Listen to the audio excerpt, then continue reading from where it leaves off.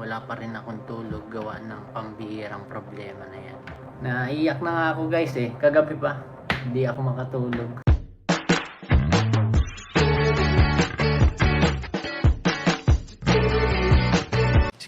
Si Kuya Jens, ano yan, reactor natin yan. Official reactor. Hello mga kalingap! Welcome back sa aking YouTube channel, The Square Gens. So kung bago ka lang sa aking YouTube channel, huwag niyo pong kalimutan mag-subscribe at click the bell button para like kang updated sa ating mga bago-upload na video. At huwag po natin kalimutan suportahan ng Butim Kalingap sa pangunguna ni Kuya Val Santos Matubang, Ate Edna Vlog at syempre Kalingap Rob.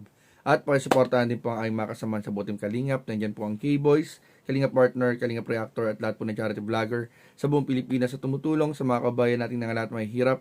Suportahan po natin lahat guys. So ngayong araw mga Kalingap ay bibigyan po natin ng reaction video at pag-uusapan po natin dito sa vlog natin ngayong araw na ito yung naging live po ni Kalingap D kahapon kung saan po mga Kalingap. Syempre alam naman po nating lahat na si Kalingap D ay humarap po sa isang matinding pagsubok noong mga nakaraang linggo mga Kalingap kung saan po si Kalingap D nga po ay naaksidente sa basketball. At dahil doon mga Kalingap ay kinailangang operahin po yung kanyang ilong doon sa nangyari aksidente. At kakalabas lang po niya ng hospital nung nakaraang weekend.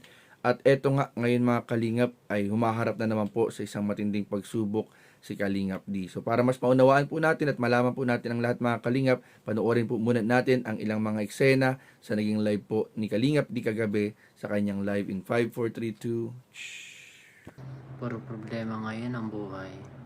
Bakit problem after problem? Galing pa lang ako ngayong police station sa cybercrime. At wala pa rin akong tulog. Wala pa rin akong tulog gawa ng pambihirang problema na yan. Katapos ng problema ulit. Problema po ngayon may scammer. Ginamit ang pangalan ko. Para makapanloko ng tao. Ginamit ang pangalan ko para makapanloko ng tao guys. Naalala nyo guys nung nag second year anniversary si Dara. Nag second year anniversary si Dara sa Kalingap. Di ba po may mga pakain doon. Dapat may money bouquet yun. Kaso may scammer. May scammer na ginamit ang pangalan ko. Hindi nakarating ang 20k. Ngayon po, galing po ako sa police station. Tinetrace po namin sa cybercrime. We're working on it. At yan. Lalabas rin ang tunay na may nasalarin. Naiiyak na nga ako guys kagabi pa, hindi ako makatulog.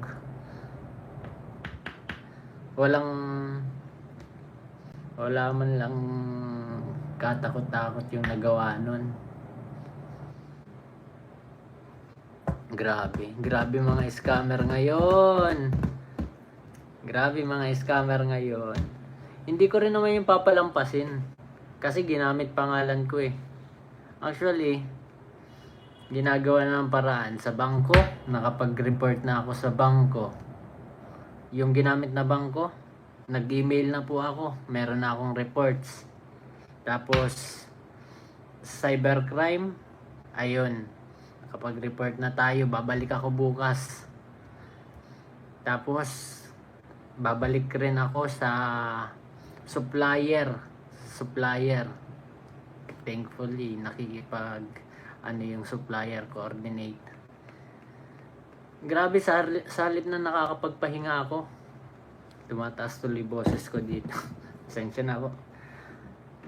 Nakakaiyak mga pangyayari. Salit na nakakapagpahinga ako Namamayat na nga. Napuyat pa. Kalingap di, kamusta naman from the world? Ito po, problema pagkatapos ng problema. Pagkatapos ng problema guys. Sana nga guys kung meron po kayong mga kakilala na may connection kayo sa cybercrime, pwede po kayo sa akin makipag coordinate para matulungan nyo rin po sana ako. Pero ngayon po may action naman po akong ginagawa na hindi na sila naawa sa ID. Alam naman nila na galing ka pa sa sakit. Yun nga po grabe. Tapos isa pa po, hindi naman para sa akin yung pera na yun Para kay Dara yun. Para kay Dara yung in-scam na pera na yon. Walang patawad. Isipin po ninyo, April ano ba gayon? Sabado. Ay, April. July 19. July 19, Sabado. Fresh na fresh ang labas ko nito sa ospital. Sinamantala po yung pagkakataon kasi po ako po baga dapat ang ang magpi-pick up ng mga pagkain na para sa anniversary ni Dara. Ako po ang magpi-pick up ng mga pagkain na yun at may sasakyan naman po ako. Tapos ang nangyari po nun, pina-take over ko na lang at syempre po naoperahan ako. Opo, sinamantala po kasi nalaman lang ng mga sponsor ni Dara nung naka-upload na. Tapos kahapon po habang nagkakain kami nila Rose Ann pagkatapos ng vlog, nag-message po sa akin. Sabi ko, ang daming message, chinek ko, binasa ko, hinahanap sa akin 20k. Sabi ko, ano man yun, ba't hinahanap sa akin yung 20k? Tapos yun, may scamming pa lang naganap habang nasa ospital tayo. Habang nasa ospital, tinatrabaho na. Sinamantala habang nasa loob ako. Actually, fresh ata ako nun sa paglabas. Nung second year anniversary ni Dara sa Kalingap, merong money bouquet dapat siya. May money bouquet dapat siya. That time, ako dapat ang ma-pick up ng mga orders ng pagkain, yung money bouquet. Kaso yun nga, sa kasamaang palad, napunta tayo sa ospital, na-confine.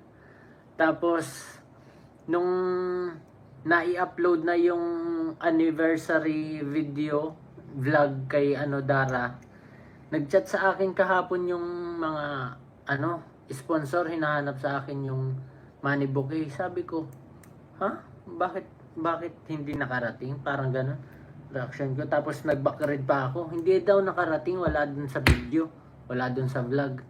Tapos kinausap ko yung supplier kasi 'di ba ako bro dapat ang mag-aasikaso ng lahat ng 'yon.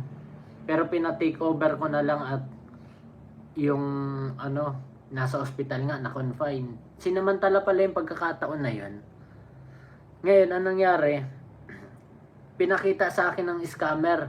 Naggawa ng supplier. Naggawa ng Facebook account, parehas ng picture ko, parehas ng pangalan, parehas ng cover photo. Tapos paggawa ng ganon, ang ginawa naman dun sa ng scammer, ang sabi, kita tayo sa but first coffee shop 'yun. Magkita daw sila tapos hindi sinipot ng scammer. Ngayon, yung scammer, ang ginawa, ipabunot ko na lang po sa inyo yung pera sa money bouquet. Pagkapabunot daw sa money bouquet, ang ginawa naman, pinatransfer GCash to bank account. Alam nyo po ang katangahan? Pag na-trace yun. Nasa cybercrime ako, kausap ko kanina yung pulis. Na-trace yun. Tapos pag na-bank transfer, may pangalan pa yun, di ba? Kung anong pangalan. Grabe kayong mga scammer. So ayun nga mga Kalingap, at napanood nga po natin yung salaysay ni Kalingap D ng mga nangyari sa kanya nitong mga nakaraang linggo.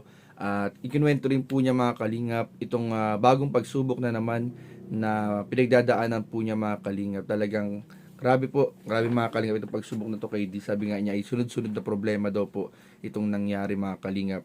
Dahil kung papansinin po natin yung kwento ni D at kung ating pag-aaralan mga Kalingap, si D po ay sabi nga niya nagamit nagamit ng scammer yung kanyang pangalan mga Kalingap. Kaya kanina habang nanonood po ako kanina mga Kalingap, ina-analyze ko po yung buong pangyayari.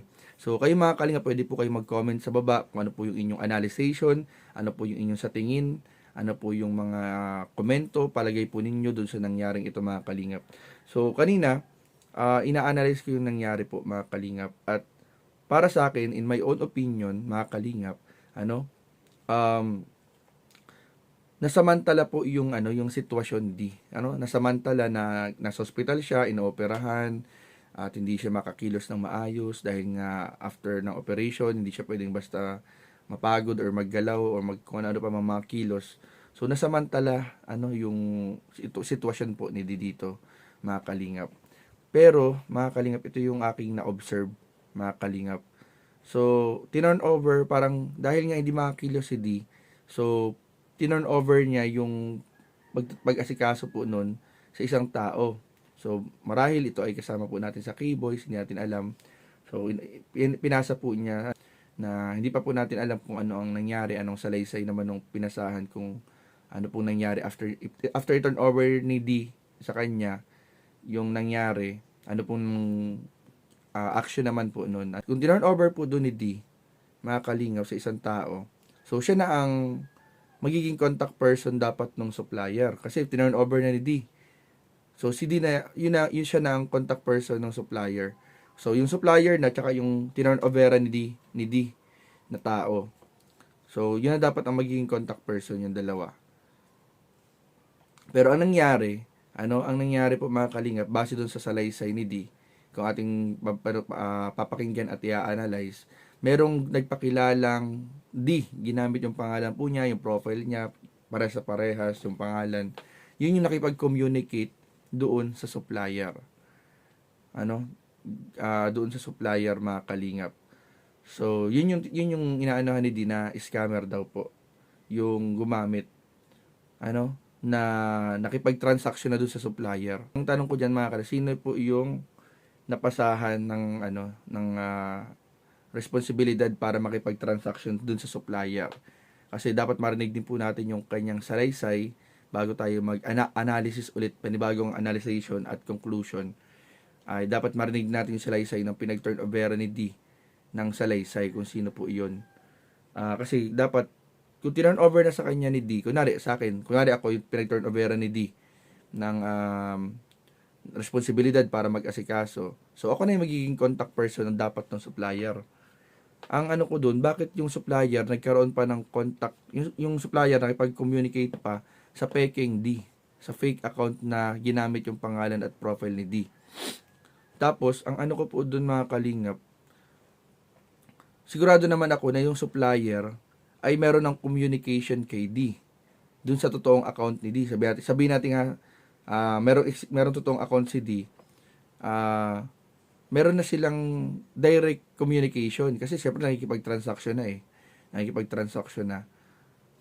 Bakit makikipag-contact pa yung supplier doon sa peke na gumaya lang ng pangalan at profile picture? 'Di ba? Bakit makikipag-contact pa sa another D kung na-contact niya na yung original na D? Bakit pa makikipag-contact sa peking D? 'Di ba, mga kalingap?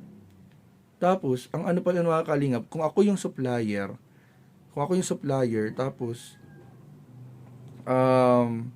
kunwari ako yung supplier, alam kong iririgalo, nag-order ng money bouquet, bakit ipapatanggal at ipapatransfer na lang yung pera? Di ba? Bakit, paano nangyari yun na pinatanggal, tapos ipatransfer na lang yung pera sa bank account?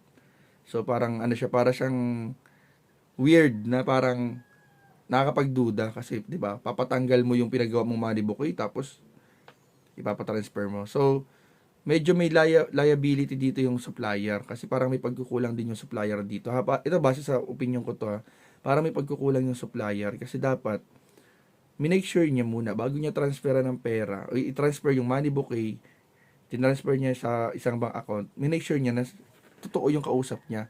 Kasi tapos the point na ibang tao yung pinag-transfer, ibang pangalan yung pinag-transfer na ng pera, magdududa ka na dun eh. Di ba guys? Magdududa ka na po. Tapos, ang isa pa niya nakakabahala, alam nung fake account, yung But First Coffee. Alam niya na meron dito sa Dait. So, possible, taga Dait lang din. Possible, taga dito lang din guys sa Dait. Ayun guys, medyo yun yung mga analysis natin. Ano, wala pa tayong conclusion, wala pa tayong pinaka-final na masasabi dito. Pero ayun nga, umihingi na rin naman ng tulong si Kalingap D sa cybercrime, sa bank, para matrace po kung sino man po yung scammer na yun. Yun lang po yung ano ko. Yun lang yung mga tanong ko guys. Paano nangyari yung ganong pangyayari? Kung aaralin natin guys, di ba, parang grabe naman tong scammer na to. Mabilis kumilos na parang marami siyang nalusutan Parang ang daming nalusutan ng scammer na yan. So, ayun po mga kalingap, pag-ingat po tayo. Talagang laganap na po ang mga scammer ngayon. So, mag-ingat po tayo mga kalingap. Sa pagtitiwala, sa pakipag-usap, dapat i-make sure natin na yung kausap talaga natin ay yun. Yun talaga yun. So, yun lamang po mga kalingap. At kung gusto niyo po mapanood yung buong statement po ni D, bisitahin po niyo yung kanyang YouTube channel, Kalingap D. At mapanood po ninyo mga kalingap yung mapanood niyo po doon mga kalingap yung kwento po niya nung salaysay po niya sa mga pangyayari sa live po niya kahapon. So, yun lamang po at maraming po salamat sa inyong panonood. Please don't forget to like, comment, share, and subscribe sa ating mga video. Maraming po salamat. God bless. Bye-bye.